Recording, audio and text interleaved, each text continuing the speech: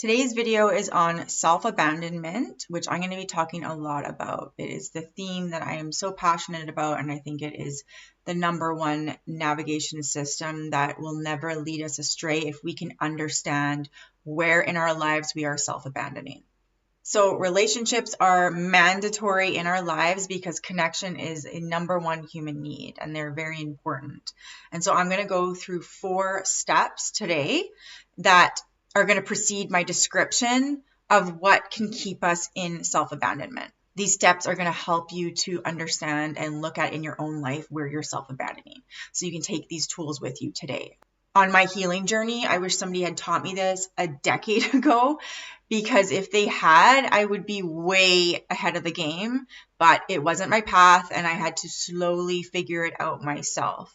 And so this is, in my perspective, the most important thing you need to know when it comes to healing as a guide or roadmap to show you where to go, because life can be very confusing. So I'm going to give you a quick description first before we jump into the steps. For those of you that don't know me, my name is Tess Mcmechan, and I am a somatic and developmental trauma practitioner. I'm also a therapist at a recovery home for women who struggle with mental health and addiction in my hometown. I do serve clients globally, and I have a process of booking a discovery session with me to see if we are a right fit. If you're interested, the link is in the description below. And I keep this discovery session at a very low price because it's to see if we are right for each other, to see if this is something that you can benefit from. So the number one thing that can keep somebody in self-abandonment is the addiction, pattern, behavior of codependency. Now, codependency is so tricky, especially for people who are empathetic and live from their heart. It can be a whole journey on its own, understanding the shadow aspects and strings that are attached to codependency within relationships that appear like empathy but are not. So first of all, I'm going to give you a description of what codependency is. So codependency is a pattern where people become overly focused on others rather than themselves. They have learned to put their needs last and put others first, and this starts in childhood, and then it's mirrored in their adult relationships. They are not in tune necessarily with their emotional well-being, and they put the emotional well-being of their family or their partner or their friends on the front burner rather than checking in with what they need. Their sense of worth can be attached to helping others, fixing others, holding space for others. This is generally people that are more like the caretaker because they can feel needed and it's a part of their identity, but then their own needs get pushed to the back. So for example, a lot of people who are caretakers, because they learned this in childhood and it's come with them into adulthood, end up being the counselors, let's say for their friends. Their friends always come to them, but then when they have a problem, they don't speak it. There's nobody there for them. And even when they're in turmoil, they are still holding everybody else. This is codependency. There is a lack of boundaries or understanding what a boundary is and how to implement that because of this enmeshment in relationships. So a lot of times it shows up as people pleasing, can't say no, can't set up boundaries. Feeling responsible for other people's emotions and behaviors. This is a big one.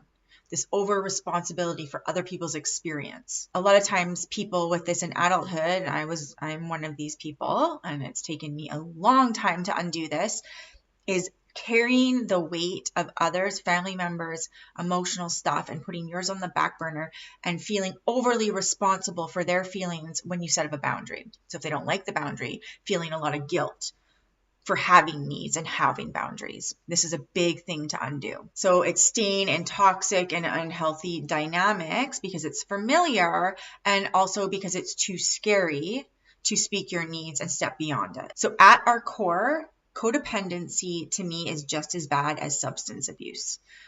If you want to call something that's detrimental to your wellness. Codependency is like a drug and it will steal your life force if you let it. When people struggle with autoimmune cancer, chronic pain, chronic illness, which I work with a lot of people within this, number one on that list, I ask, where is their codependency? How is these codependent relationships stealing your life force? So what it does is it completely can disconnect us from our sense of self, from our sovereignty, from our life force, from our spirit, from our purpose, from where we're meant to go. When we are disconnected from our sense of self, or we never had the chance to develop that because we came from a codependent family, we then rely on other people to direct us unconsciously. We make decisions because they're making decisions, or a partner's doing this, so I'm going to do this, not checking in if it's actually right for us, not even understanding what we want, what our needs are, what is good for us and what is not. That all gets scrambled. Our instincts and self-trust get lost in the mix. And so that leads us into number 1, getting clear on what self-abandonment is for you and what your needs are. This is so important, because if you don't know what your needs are, how are you supposed to know where you're self-abandoning? So get clear and write down, what are my needs? Have I ever even looked at what that is? This is something you're going to feel deeply within you. So if you're having a hard time with this, I'll give you an example. My need is to be sovereign. I do not want to be controlled by any man, by any person, by anything. And I will not allow any relationship to come into my life. This includes friends that are oppressive, that are trying to steal my sovereignty, try to control me, try to take from me, or to keep me small, where I can't be me. That is my need. That's my number 1 need. Another need in relationships is communication, really open communication for resolve and repair. If that is not in my relationships, then I will step away from the relationship. I'm not willing to sacrifice or self-abandon or suppress my voice to keep the peace. I did that for way too many years. So another need in my life is to have play and fun. That's really important. So these are just some examples, right? So get clear on what your needs are generally in relationships with others. And then you want to get clear on, what am I willing to self-abandon in a relationship? So you can actually use your relationships right now.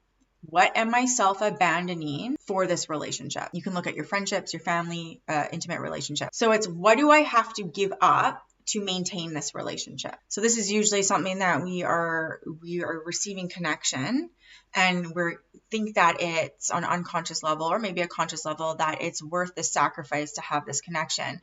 But what happens is we actually lose the connection to ourselves. Any relationship that requires you to self-abandon in any way will disconnect you from parts of yourself that are important. And this takes us into number 2, which is understanding the difference between compromise and self-abandonment. It's really good to get clear and draw the line on these, because in any relationship, but particularly an intimate relationship, there is going to be compromise. It's inevitable. It's normal.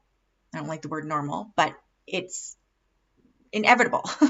You can't not compromise in ways, right? There's many different types of compromise. I'm going to give an example. Maybe trying things that you normally wouldn't try because your partner, let's say, likes to do these things. And so they're important to you. And so you want to understand and support and see, maybe you'll like it too, right? So you try out certain things that maybe you wouldn't necessarily have done if it weren't for them.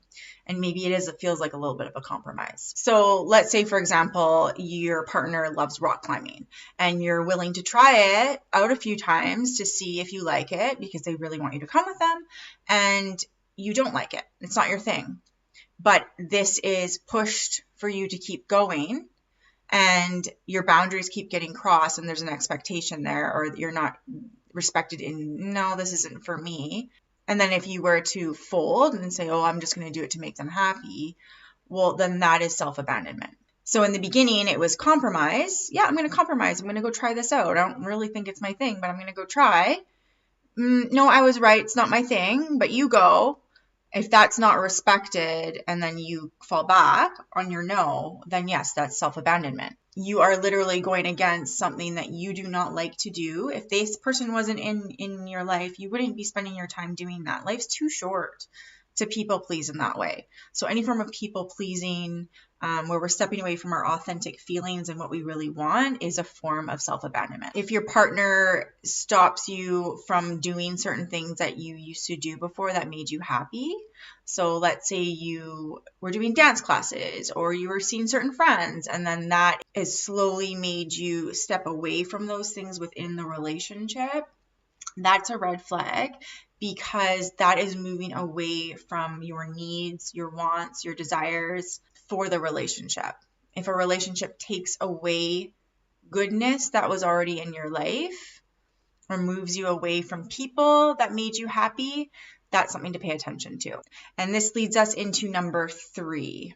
And so then when we've gotten clear on what we are self-abandoning within our life, in our relationships, this can even be at work too. We can look at these things, which can help us get on track. Maybe we need to leave the shitty job that we don't like anymore and do something else, right? This is going to wake up so many things in your life that maybe you've been ignoring. When we ask the question, where am I self-abandoning? We get really clear on what the truth is. And we will see where we're lying to ourselves. So this is such an important question to ask ourselves. And so then this leads us to the next question that will keep you so sober within what is the truth for you. And it'll keep you sober in life. It will help you to tap in energetically to what's going on because you can't ignore the truth. You're not willing to ignore the truth. And so this question, why am I willing to self-abandon, is going to help you to get sober within that. And a lot of times it's, I don't want to leave this relationship. That's scary.